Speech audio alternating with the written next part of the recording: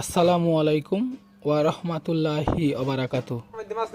সুপ্রিয় দর্শক, আশা করি সবাই ভালো আছেন। আল্লাহর অশেষ রহমতে আমিও ভালো আছি আলহামদুলিল্লাহ। সবাইকে জানাচ্ছি আমার পরিবারের পক্ষ থেকে শুভেচ্ছা ও অভিনন্দন। আশা করি আপনারা সবাই সাথেই থাকবেন এবং গ্রাম বাংলার ঐতিহ্য মাছ ধরার দৃশ্য উপভোগ করবেন। আজকে চলে আসলাম মাছ ধরিতে, কারণ আমরা হচ্ছি মাছে ভাতে বাঙালি। তাই মাছ ধরাটা আমাদের বাঙালির জন্য একটা জনপ্রিয় এবং ঐতিহ্য কাজ।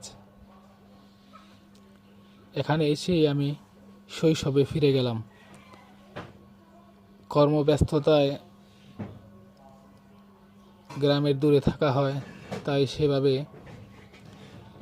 মাছ ধরা এবং গ্রামের ঐতিহ্যবাহী কিছু কাজ থেকে আমরা আসলে দূরে থাকি। তো আজকে আপনারা আমাদের সাথে থাকবেন এবং মাছ ধরার দৃশ্য উপভোগ করবেন। দেখুন, এই মাছগুলো অনেক দুষ্টুমি করে। আমি এখন যে মাছটি হাতে নিয়েছি তেলাপিয়া মাছ। তেলাপিয়া মাছটি আমার হাতে কাটা ফুটিয়ে দিয়েছিল।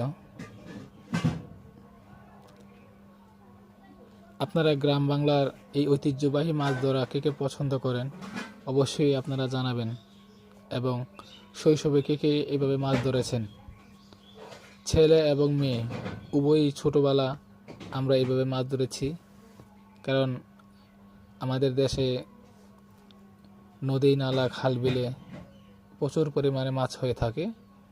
কিন্তু এখন দিন যাচ্ছে, নদী নালা খাল বিল সব কিছুই পানি শূন্যতা হয়ে পড়েছে, যে কারণে আমাদের দেশে সেভাবে আগের মতো আর মাছ পাওয়া যায় না।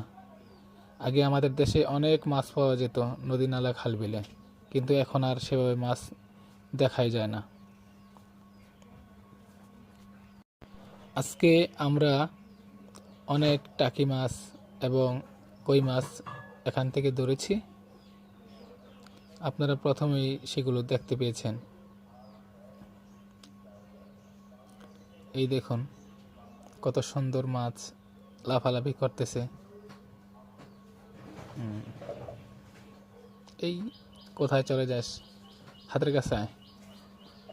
হাত থেকে শুধু ফসকে যাচ্ছে মাছগুলা। এই যে তেলাপিয়া মাছ শুধু দৌড়াদৌড়ি করতেছে, হাতের মধ্যে আসতেই যাচ্ছে না মাছগুলো। যেহেতু আজকে পানিতে নেমেছি, মাছ ধরেই